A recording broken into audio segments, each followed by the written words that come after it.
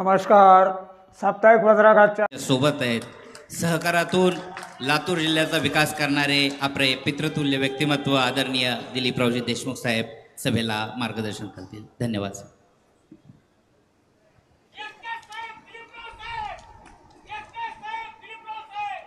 लवकर आटोपतो मी.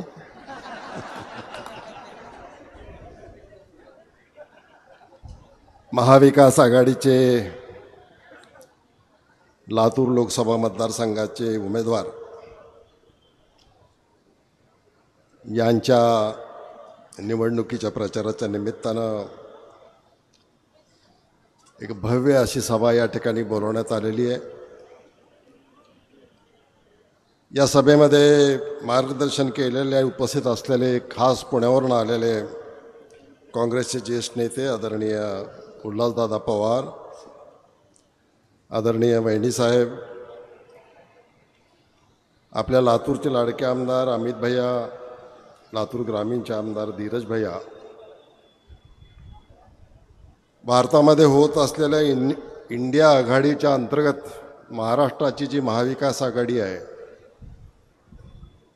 त्यातली लातूरची जागा हे काँग्रेस पक्षाला सुटलेलं हे आपल्याला माहिती आहे. आणि म्हणून यावेळी काँग्रेस पक्षाने लातूरला डॉक्टर शिवाजीराव काळगे यांना उमेदवारी दिलेली आहे. ते सन्माननीय काळगेजी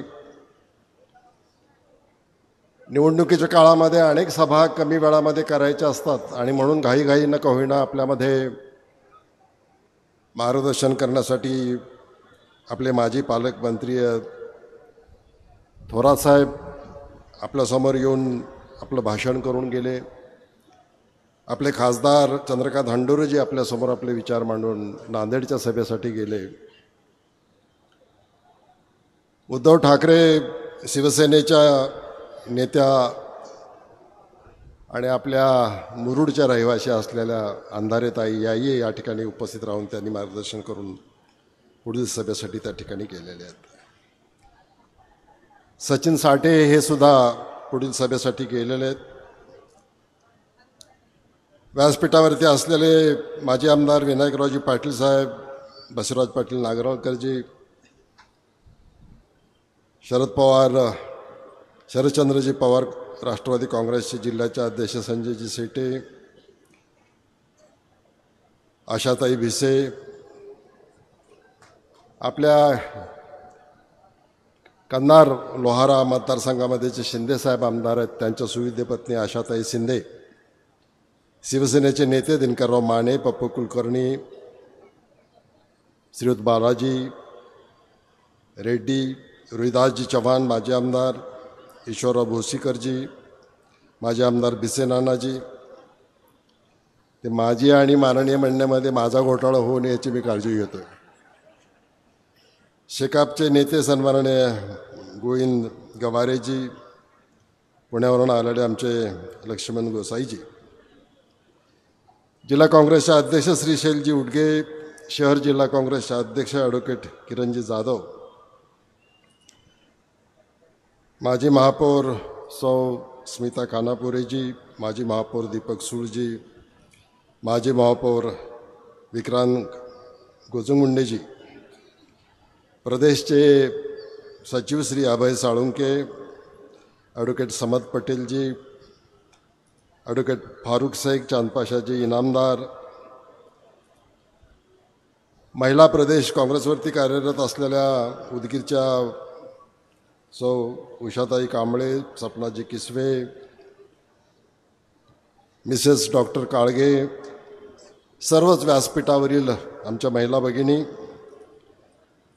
श्री पृथ्वीराजजी सिरसाट, मोहन मानेजी, बाबासाहेब गायकवाड, ओबीसी सेलचे अध्यक्ष प्राध्यापक एकनाथ पाटीलजी, प्रदीप राठोड रेणापूर, सुरेश चव्हाण, मागासवर्गीय सेलचे श्री प्रवीण कांबळे, आबासाहेब पाटील, सर्जेराव मोरे, प्रमोद जाधव, अनुप शेळके, संतोष देशमुख,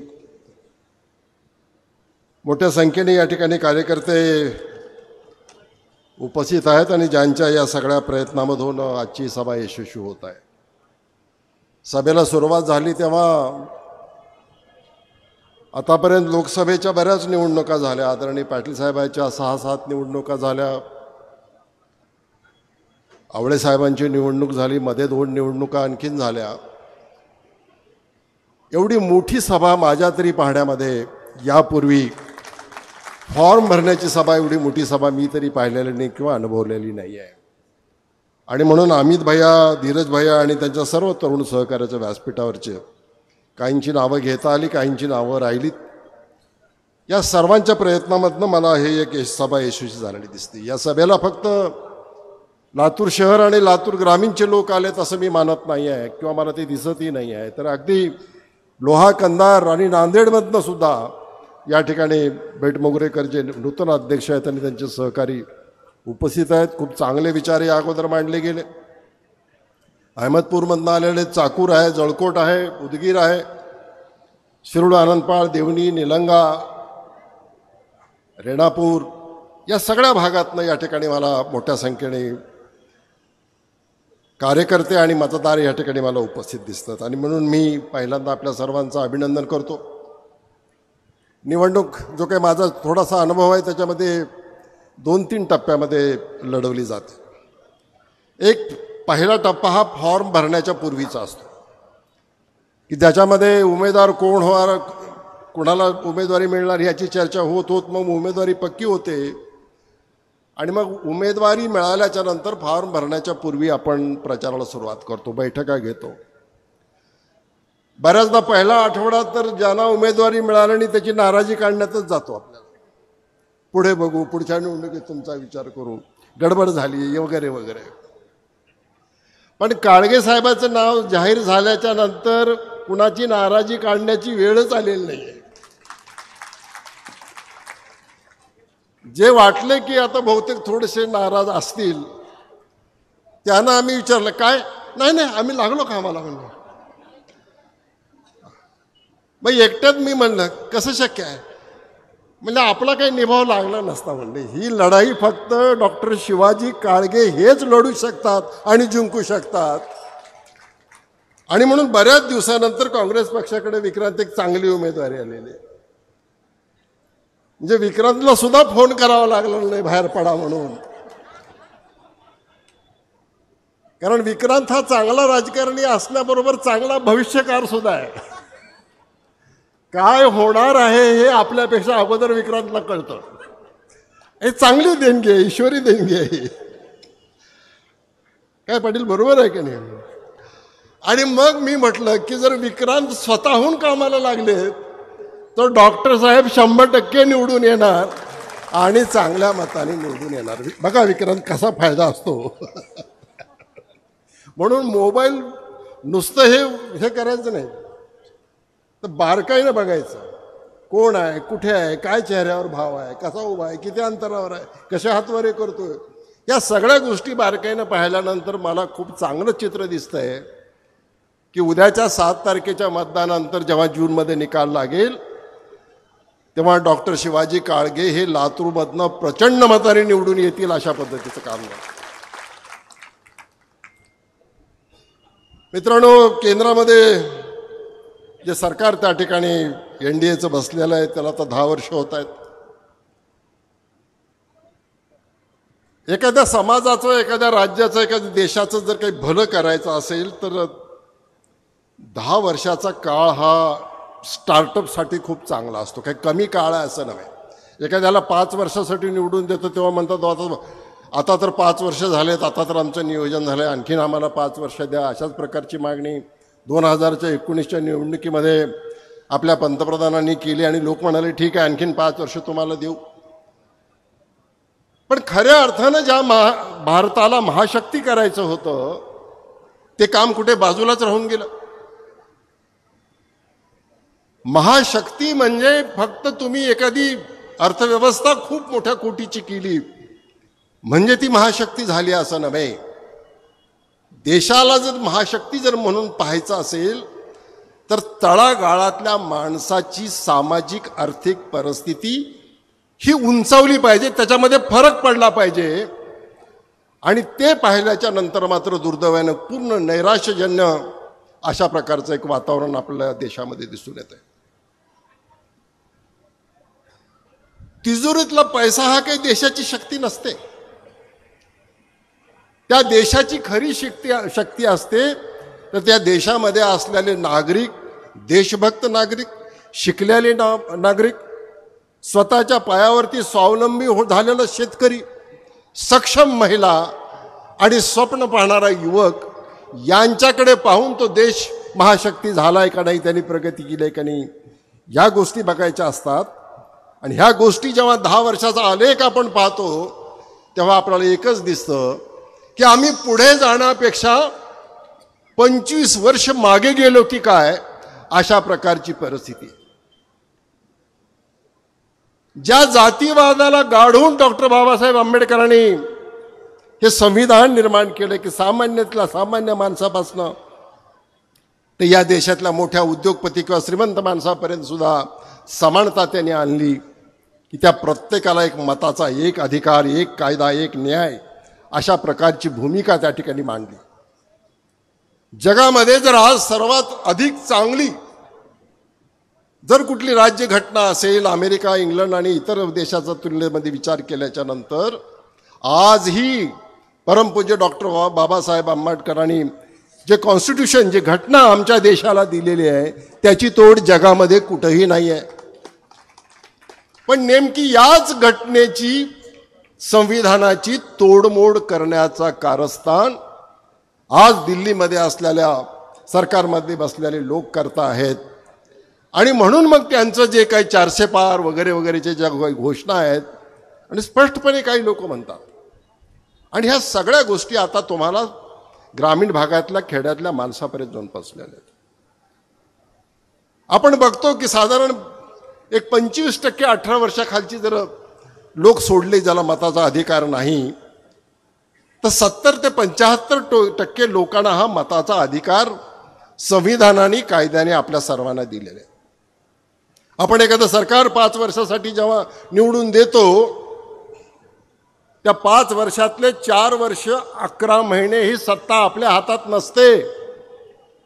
जरी आपण खासदार निवडून दिले, जरी आपण मंत्रिमंडळातल्या लोकांना काम करण्याची संधी दिली, जरी आम्ही राज्यामध्ये सरकार दिलं, तर 4 वर्ष 11 महिने त्यांच्या मर्जीनं जावं लागतं.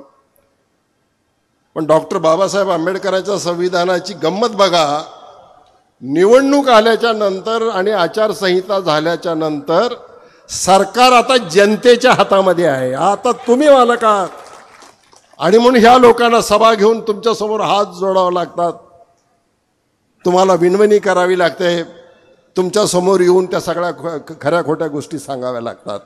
आज निवडणूक लागल्यानंतर या देशाचा मालक, या देशाचं पुढच्या 5 वर्षाचं किंबहुना पुढच्या 25 वर्षाचं भवितव्य ठरवण्याचा अधिकार, ती ताकद तुमच्या मतामध्ये आहे. आणि त्याचा योग्य वापर जर आपण केला, आपलं भविष्य 1 महिन्यासाठी का होईना तुमच्या हातामध्ये आहे. आणि म्हणून व्यासपीठावरच्या किंवा माझ्यासारख्या लोकांच्याकडे बघू नका. कुणाचे तरी हात मजबूत करायचे, कुणाला तरी मुख्यमंत्री करायचे. योग्य वेळ आली, तुमचा आशीर्वाद असला, ज्यांना जिथं जायचं ते तिथं पोहोचणारच आहेत. पण त्याच्याही पेक्षा आज वेळ आली आहे की तुमच्या प्रपंचाचा विचार करण्याची वेळ आलेली. तुम्ही शेतकरी असाल तर बघा तुम्ही काय झालंय. 2014 साली सोयाबीनचा भाव 4,000 रुपयेच होता. 2019 येऊन गेला, आता 2024 आलं, आजही भाव 4,000च आहे सोयाबीनचा. 6,000 रुपयाचाच कापूस आहे. 2014 साली आम्ही मांजरा कारखान्याच्या वतीनं 1500-1600 रुपये टनाला भाव देत होतो. आज 2024ला 2700-2800 रुपये प्रति टनाला भाव देतो. म्हणजे 1400वरनं आम्ही 2800ला गेलो. एक लहानसं साधं एक युनिट आम्ही चालवून, मग त्या मानाने तुम्ही 4,000चं सोयाबीन 7,000 ते 8,000 रुपयेपर्यंत घेऊन जायला पाहिजे होतं. पण दुर्दैवाने ते तसं झालेलं नाही आहे. या देशामध्ये जो कुठला तरी सिधा वाटला जातो म्हणे, अन्नाचा सिधा वगैरे, त्याच्यामध्ये जर बाहेरनं आणलेलं पाम तेल जर दिलं जात असेल तर तुमच्या सोयाबीनचा दर कसा वाढेल ह्याचा विचार केला पाहिजे आपण. आम्हाला बाहेरच्या देशातल्या शेतकऱ्याची चिंता आहे, पण आमच्या देशातला शेतकरी की ज्याच्या मतावरती आम्ही आज दिल्लीच्या गादीवरती जाऊन बसलो, विश्वगुरू म्हणून आम्ही फिरायला लागलो, त्या शेतकऱ्याच्या बद्दल मात्र आम्ही काही पाहत नाही. माझ्या अगोदरच्या वक्त्यांनी सगळं सांगितलं आणि तुम्हाला माहिती आहे की या देशामध्ये 2 वर्षापर्यंत दिल्लीच्या सीमेवरती उन्हामध्ये, पावसामध्ये, थंडीमध्ये त्या पंजाबच्या शेतकऱ्याला एका न्याय हक्काच्यासाठी त्या ठिकाणी आंदोलन करावं लागलं. आणि जणू काही परकीयाचं आक्रमण रोखण्याच्यासाठी वाटेमध्ये काटे आणि अशा प्रकारच्या रस्ते खोदून ठेवण्याचं काम त्यांनी केलं. त्याबद्दल आज तुमच्या हातात आहे. त्या पंजाबच्या शेतकऱ्याचं झालं, महाराष्ट्राच्या शेतकऱ्याला काय करायचं ही जर भूमिका आमची शेतकऱ्याची असेल तर हे 400 काय त्याच्यापेक्षा 800 वर सुद्धा उद्या जातील. त्यांना आजच रोखण्याची वेळ आलेली आहे आणि हे तुमच्या हातामध्ये आहे. तुम्ही समजून घ्या. तुम्ही स्वतःचा अधिकार विसरू नका. आणि म्हणून आज तुम्हाला कामाला लागायचंय. 1 महिनाच तुम्हाला काम करायचं. लातूरमध्ये तर 2-3 आठवडेच तुम्हाला काम करायचंय. महाराष्ट्रातल्या इतर टप्प्यामध्ये तिथं काम करायचंय. आणि म्हणून जेव्हा अधिकार असतो तेव्हा आम्ही अधिकार गाजवत नाही.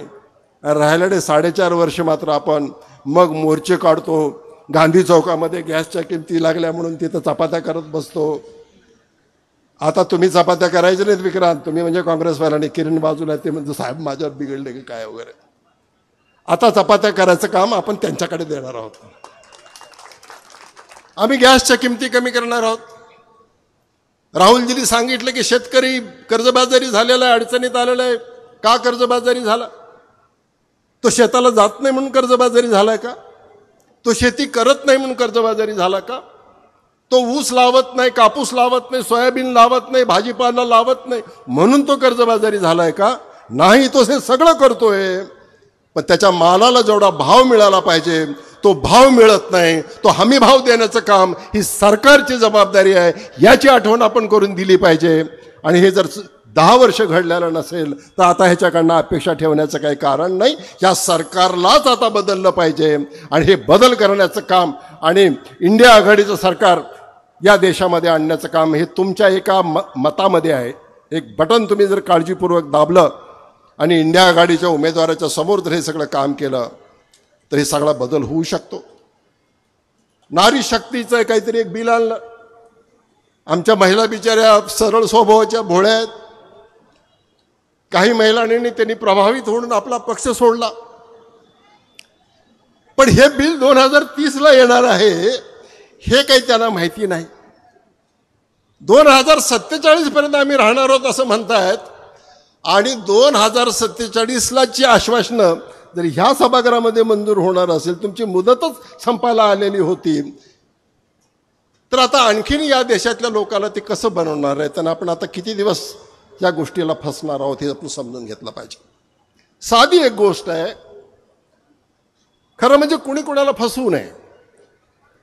मित्रांनी किंवा अन्य कुणी संबंध आला, व्यापार आला किंवा उद्योग आला, फसवू नये. पण एखाद्याने जर तुम्हाला पहिल्यांदा फसवलं तर ती फसवणाऱ्याची चूक असते. कारण तुम्ही सरळ मनाने त्याच्यावरती विश्वास ठेवला की तो 15 लाख तुमच्या खात्यावरती जमा करेल वगैरे वगैरे. पण त्या व्यक्तीने पुन्हा दुसऱ्यांदा फसवलं तुम्हाला आणि तुम्ही फसलात तर त्या फसवणाऱ्या पक्षाची किंवा व्यक्तीची चूक थोडीशी कमी आहे, तुमची जास्त आहे. कारण दुसऱ्यांदा तुम्ही त्याच्यावरती अंधभक्त होऊन विश्वास ठेवला. पण तेच लोक जर वेश बदलून आता पुन्हा तुमच्या गल्लीमध्ये येणार असतील आणि पुन्हा तुम्हाला खोटी आश्वासनं देणार असतील आणि 2दा फसूनही जर 3ऱ्यांदा तुम्ही फसणार असाल तर माझ्यासारखा माणूस त्यांनाच दोष देणार नाही, तो तुम्हाला दोष देईल. संधी आली होती बदल करण्याची. आणि हे आता डोळे उघडा हे सांगण्यासाठी डॉक्टर काळगे हे डोळ्याचे डॉक्टर त्या ठिकाणी आलेले आहेत. आणि म्हणून तुम्हाला आता नजरेची गरज नाही, अंतर्दृष्टीची गरज आहे. चांगल्या वाईटातला फरक समजून घेण्याची गरज आहे. आणि म्हणून असा डॉक्टर काँग्रेस पक्षाने तुम्हाला उमेदवार दिलेला आहे. मला एका गोष्टीचा वाईटात नाही चांगलं काय घडतं हे बघा तुम्ही. ते काही खोके वगैरे दिले गेले त्याच्यामुळे काही गुहातीला लोक निघून गेले आणि अशा प्रकारचं. गेल्या 10 वर्षामध्ये काँग्रेस पक्ष आणि मित्र पक्षाची 16 सरकारं पाडलीत. पार्टी विथ डिफरन्स, साधन सुशिता, चरित्र चलन सगळं शुद्ध आहे असं म्हणून भाषणामध्ये सांगणाऱ्या लोकांनी बहुमताने निवडून आलेली सरकार या देशातली 16, अगदी तिकडे ईशान्येकडनं गोव्यापर्यंत खाली जर तुम्ही आलात, महाराष्ट्राचं तर अलीकडलं उदाहरण आहे. आणि म्हणून इथं जी एकत्र आलेली आहेत, उद्धव बाळासाहेब ठाकरे गटाचे नेते असतील किंवा शरदचंद्रजी पवार साहेबांच्या राष्ट्रवादी काँग्रेसचे पक्षाचे लोक एकत्र आलेले असतील, हे सगळे पेटून उठलेले आहेत. हे खोक्यामुळं नव्हे, डोक्याने एकत्र आलेले आहेत. आणि जेव्हा डोकी चांगली एकत्र येतात आणि विचार चांगला असतो, तेव्हा खोके चालत नाहीत काही. हे आपण समजून घेतलं पाहिजे. आता ह्या दुसऱ्या टप्प्यामध्ये जे कोणी नियोजन करतायत त्यांना माझी अशी विनंती राहणार आहे की सभा मोठ्या होत आहेत तुमच्या, अजून होत राहतील, जिथं आवश्यक आहे तिथं तुम्ही घेत असाल. पण 50% महिलांचा वाटा आहे. मला आनंद वाटला की 2-3 महिलांच्या मेळाव्यांचे फोटो मी पाहिले. महिलासुद्धा मोठ्या उत्स्फूर्त पद्धतीनं आलेल्या आहेत कामामध्ये. कारण संसार त्यांना करायचा असतो, घर त्यांना चालवायचं असतं, महागाई काय हे त्यांना अधिक पुरुषापेक्षा माहीत असते, हे आपण समजून दिलं पाहिजे. आणि म्हणून 14 वर्षामध्ये एक तारेवरची करसत अशा प्रकारचा संसार त्यांना करावा लागलेला आहे. पण अशाही काही महिला आहेत, तुम्ही जेव्हा म्हणता की गॅसच्या किमती वाढल्या, मग त्याच्या घरामध्ये गॅसच नाही. तुम्ही म्हणता सोयाबीनचे दर वाढले, त्याला शेतीच नाही. तेव्हा असा वर्ग जो मोठा आहे त्यांच्यासाठी काही आपण समजून घेतलं पाहिजे. ते म्हणतात तुम्ही शेतकऱ्याविषयीच बोलतो. हो, आम्ही शेतकऱ्याविषयी बोलतो. त्याचं कारण असं आहे की ग्रामीण भागातली अर्थव्यवस्था जर शेतीवरती अवलंबून असेल, त्या शेतकऱ्याला जर सोयाबीनचे 4,000चे ऐवजी 6,000 रुपये मिळाले, कापसाला जर 6,000चे ऐवजी 10,000 रुपये मिळाले आणि त्याच्या स्वतःकडे जर पैसे आले, तर आपोआप त्या गावची मजुरी सुद्धा वाढते. आणि म्हणून इनडायरेक्ट पैसे हे मजुराला मिळतात. किती नोकऱ्या लागल्या? 2 कोट वर्षाला. 10 वर्षामध्ये किती? 20 कोट लोक. म्हणजे जवळपास उत्तर प्रदेशची लोकसंख्या 24 कोटी काहीतरी आहे. त्याच्याजवळ महाराष्ट्र आता 11-11.5 कोटीला गेलाय. म्हणजे यांच्या हिशोबानेच ते 20 कोटी लोकांना नोकरी लागायला पाहिजे. पण नोकरी कोणाला लागली? तुम्ही इथं बसल्या बसल्या विचार करा की तुमच्या घरामध्ये कोणाला नोकरी लागली का 10 वर्षामध्ये? तुमच्या घरात नसेल तर तुमच्या गावात एखाद्याने पेढे घेऊन तुमच्या घरी आला का, याला सरकारी नोकरी लागल्या 10 वर्षामध्ये, हे पेढे खा म्हणून? तुम्हाला कोणाचा फोन बाहेरून आला का पाहुण्याचा की आमच्या मुलाला तिकडे निवड झालेली आहे आणि तो आता जॉईन व्हायला 4 दिवसात जाणार आहे, असा एखादा 10 वर्षात फोन आला का? मुलांची लग्न जमेना गेलेत, त्याचं कारण मुलं दिसायला चांगली नाहीत असं नव्हे, पारावर बसून आहेत, शहरातल्या हॉटेलात बसून आहेत, संध्याकाळी धाब्यावर दुःख दूर करतायत. मी त्यांना दोष देत नाही, त्यांच्या हाताला काम नाही आहे, त्यांना रोजगार नाही आहे. आणि म्हणून लग्न न जमण्याचं कारण सुद्धा ही बेकारी आहे. यांना जर नोकऱ्या वेळेवरती लागल्या तर ह्यांची लग्न व्हायला वेळ लागत नाही. हे आपण तुम्ही समजून घ्या. व्यवहार आहे साधा, याला काय फार मोठं उदाहरण द्यायची गरज नाही. आणि म्हणून या अशा सगळ्या बदललेल्या सामाजिक परिस्थितीमध्ये मग ते तरी काय करणार? फ्रस्ट्रेशन आहे, शिक्षण संपलंय, उद्योग नाही, नोकरी नाही. जो उद्योग सरकारने सुरू केला ते एक विकायला सुरू केले. आणि म्हणून भारत देशामध्ये 2च लोकांची, उद्योगपतींची बेकारी गेलेली आहे. बाकी सगळे आपण बेकार झालेले आहोत, कुठल्याही कामाचे राहिलेले नाहीत. आणि म्हणून हे सगळं त्यांच्या नावाने ओरडण्यापेक्षा आपल्याला हे बदल करता येण्यासारखं. आणि म्हणून या दुसऱ्या टप्प्यामध्ये तुम्ही सर्वांनी गावामध्ये बारीक सारीक सोसायटी, ग्रामपंचायतीचे काही मतभेद असतील तर ते बाजूला ठेवले पाहिजे, ते मिटवले पाहिजेत. एकत्र बसलं पाहिजे, गावचा विचार केला पाहिजे, पुढच्या पिढीचा विचार केला पाहिजे, शेतीचा विचार केला पाहिजे, उद्योगाचा विचार केला पाहिजे आणि प्रत्येकाने कामाला लागलं पाहिजे. मला काहीतरी कोणीतरी सांगत होतं किरण की मी जेव्हा प्रचार करत होतो आवळे साहेबाचा तेव्हा 1800 बूथ होते, आता का त्या 2200च्या वरती बूथ झालेत. या 2200 बूथवरती सोपं काम करायचं तुम्हाला. साधारण 800 ते 1000 मताचं बूथ असतो. काळगे साहेबांना फक्त 100 मताची लीड द्या. लीड 100 मतं नव्हे, 100 मताची एका बूथवरती लीड द्यायचं जर तुम्ही ठरवलं तर 2,20,000चे लीड नाहीत. हे आता इथं बसल्या बसल्या निवडून आलेले आहेत. हे सुद्धा एक गणित आहे. भाजपवाले गणित जास्त करतात, काम कमी करतात. तुम्ही काम जास्त करता पण गणितात मार्क जर तुम्हाला आम्हाला कमी असतात. हे आपण समजून घेतलं पाहिजे. आणि म्हणून आता ही लढाई ही विचाराची आहे, डोक्यानं लढायची आहे. या पद्धतीनं दुसऱ्या टप्प्यात काम करायचं आहे. आणि तिसऱ्या टप्प्यामध्ये तर गावच सोडायचं नाही, आपली गल्ली, आपला वार्ड सोडायचा नाही. जरा इकडे जाऊन येतो, तिकडं भाषण करतो, नाही. आहे त्या ठिकाणी मजबूतीने उभं राहा आणि त्या पद्धतीचं काम करा. मागच्या 2.5 वर्षामध्ये महाराष्ट्रामध्ये जे काही दुर्दैवानं झालं ते कुणालाही पटलेलं नाहीये. आणि एक जबाबदार व्यक्ती, जबाबदार मंत्री म्हणतायत की उद्धव ठाकरेजीची सेना ही नकली आहे, पवार साहेबाची नकली आहे. ह्याच्यापेक्षा आणखीन मोठी चेष्टा काय असू शकते. आणि म्हणून याला उत्तर जर द्यायचं असेल तर नुसता राग येऊन चालणार नाही, तर आम्हाला मेहनत करावी लागेल, आम्हाला लोकांच्यापर्यंत जावं लागेल, त्यांच्या न्याय हक्काच्या बदल आम्हाला हे प्रयत्न करावे लागतील. उमेदवारी कुणाला मिळाली, पृथ्वीराजाचा विचार कांबळेजी, मोहन माने ज्याचा विचार करून चालणार नाही. संविधान वाचलं पाहिजे तर आपण जिवंत राहू, ह्या गोष्टीचा विचार केला पाहिजे. आमचे अधिकार राहिले तर आम्ही भांडू, आमचे अधिकारच निघून गेले तर हे मग आम्हाला हे कोणासमोर मांडता येणार नाही. आणि म्हणून मी म्हणालो तसं महिना सव्वा महिनाभर या देशामध्ये राज्य कोणाचं असेल, या देशाचा राजा कोण असेल, तर या देशातला मतदार हा आज राजा आहे. आणि आज जर तो जागा नाही राहिला तर पुन्हा मग एरे मागल्या अशा पद्धतीचं म्हणावं लागेल. मी अधिक बोलणार नाही. खूप चांगला अशा प्रकारचा न्याय, अशा प्रकारचा हा काँग्रेसने आपल्यासमोर जाहीरनामा दिलेला आहे. अमितभाई आणि सविस्तरांनी आपल्यासमोर सांगितलेले आहेत. पण याचा लाभ घेण्याच्यासाठी तुम्हाला तर माहिती आहे, कर्नाटकात तुम्ही बघितलं, तेलंगणात तुम्ही बघितलं, ज्या ज्या गोष्टीचं वचन राहुलजींनी आणि काँग्रेस पक्षाने, खरगे साहेबांनी दिलेलं होतं, पहिल्या कॅबिनेटमध्येच ते निर्णय घेतात आणि त्याची अंमलबजावणी सुरू करतात. आणि म्हणून हे सरकार बदललं, इंडिया आघाडीचं सरकार आलं, तर मला या गोष्टीचा विश्वास वाटतो की पहिल्याच कॅबिनेट मिटिंगमध्ये या सगळ्या जाहीरनाम्याची आश्वासनं तुम्हाला दिलेली आहेत, त्याबद्दल ते आवश्यक ठराव ते त्या मिटिंगमध्ये होतील, अशा प्रकारचा एक आशावाद मला निर्माण या ठिकाणी झालेला आहे. खूप चांगले सगळेजण कामाला लागलेले आहेत. कधी कधी सुरुवात फार जोरात होते आणि मध्ये म्हणतात असं चौकट फिरून झालं आहे, आता काही गरज नाही, थोडं आपण आराम करूया, जरा बालाजीला जाऊन, बालाजीला जायचं राहून गेलं आहे, पोरांना सुट्ट्या लागल्यात. तेव्हा बालाजीवरनं सुद्धा मला व्हॉट्सअप येतात, हे आपल्याला माहिती राहावी. महाबळेश्वर, काश्मीर, तिथं सुद्धा तुम्ही गेला तरी तुमचा मित्र कोणीतरी मला पाठवतो. त्यामुळे आता मतदान होईपर्यंत माझ्यासहित कुणीही हेडक्वार्टर सोडणार नाही आणि जिद्दीनं आपण सगळे कामाला लागू, एवढंच या निमित्तानं सांगतो. आणि आजची सभा यशस्वी झाल्याबद्दल सर्व आमच्या तरुण मित्रांचं धन्यवाद देतो, आपल्या उपस्थितीबद्दल आपले धन्यवाद देतो. आणि डॉक्टर काळगे यांना खूप खूप शुभेच्छा देऊन विजयी भव अशा प्रकारच्या शुभेच्छा मी देतो. माझं भाषण संपवतो. जय. धन्यवाद साहेब. यानंतर या कार्यक्रमाचा आभार प्रदर्शन करण्यासाठी ॲडव्होकेट किरण जाधव यांना विनंती करतो.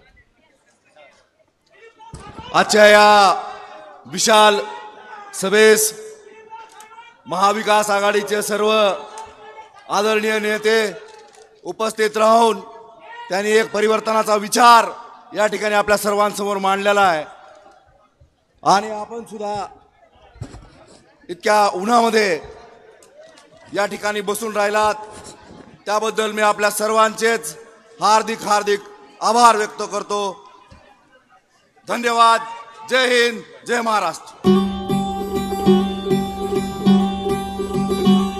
ये राह भले हो लंबी, ये राह भले दूभर हो,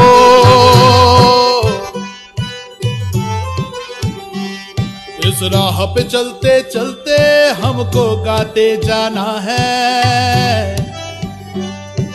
जो भारत को मां माने वो साथ हमारे आए, आके चेहरे पे मुस्कान जगाने आए.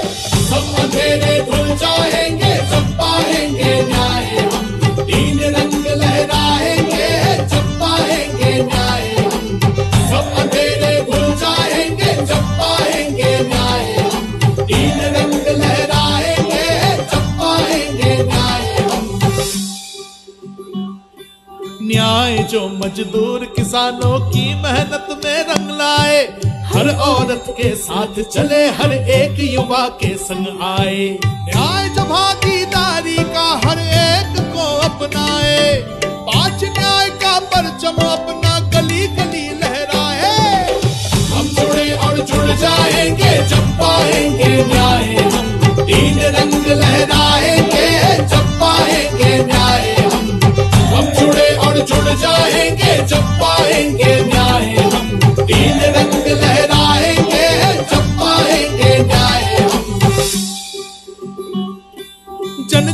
की बातें एक मन की बात के नीचे दबे नहीं।